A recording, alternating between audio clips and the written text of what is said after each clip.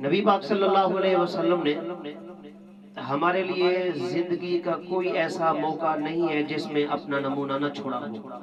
خوشی کا ہو یا غمی کا ہو، جلوت کا ہو یا خلوت کا ہو، اخلاقیات ہوں، اعمال ہوں، اور اسی طریقے سے معیشت ہو، معاشرت ہو، معاشیات ہوں،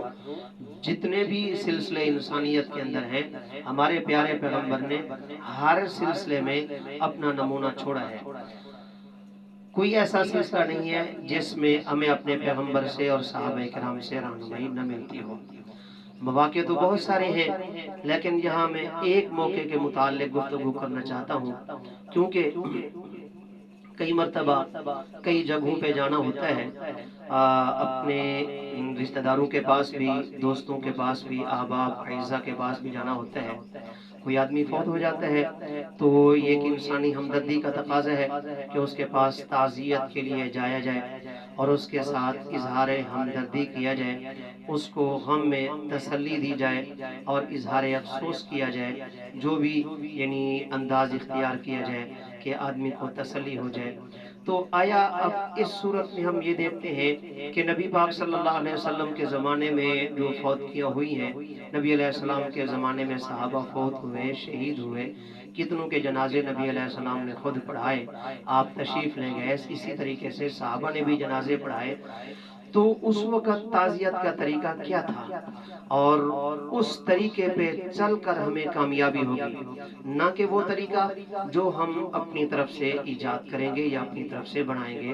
میں اپنے دوستوں کو اور تمام سامعین اور ناظرین کو ایک ہمدردی کے جذبے سے، ایک یعنی پیار اور محبت کے لہجے میں عرض کرنے لگا ہوں کہ ہم کام وہ کریں جس سے ہماری آخرت سنور جائے اور جس سے ہمارا رشتہ اپنے پیارے پیغمبر علیہ الصلوۃ والسلام سے جڑ جائے، اور ہماری دنیا میں بھی اللہ ہمیں عزت نصیب فرمائے اور آخرت میں بھی عزت نصیب فرمائے۔ آج کل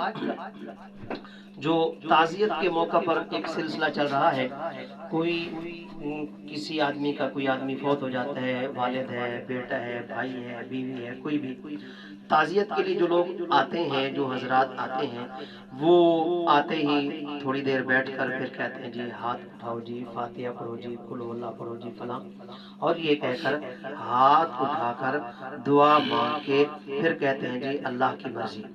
سب سے پہلے میں اپنے محترم دوستوں سے یہ گزارش کرنا چاہتا ہوں کہ تعزیت کا معنی کیا ہے۔ تعزیت کا معنی ہوتا ہے تسلی دینا،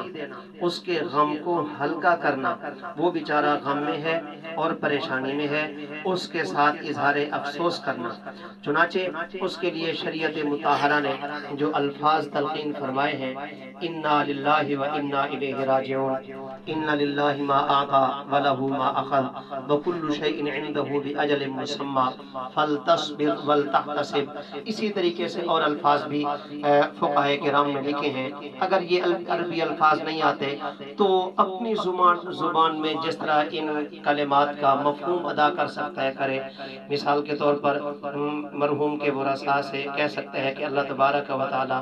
آپ کے مرحوم کی بخشش فرمائے، اس کو غریق رحمت فرمائے، اس کے درجات بلند فرمائے، اس کے لیے آخرت کی منزلیں آسان فرمائے۔ اس طریقے سے جو بھی یعنی وہ الفاظ جس کے ذریعے مرحوم کے ورثاء کو تسلی ہو جائے اور اس کا غم ہلکا ہو جائے، تو یہ شریعت مطہرہ کا طریقہ ہے۔ میرے بھائی، یہ جو آج ہمارے ہاں رواج چل رہا ہے اور یہ جو رسم چل رہی ہے اور یہ جو طریقہ چل رہا ہے کہ ہر آنے والا آ کر دعا کے لیے کہتا ہے اور تمام حاضرین اور تمام موجودین حضرات ہاتھ اٹھا کر دعا کرتے ہیں، میرے بھائی شریعت مطہرہ میں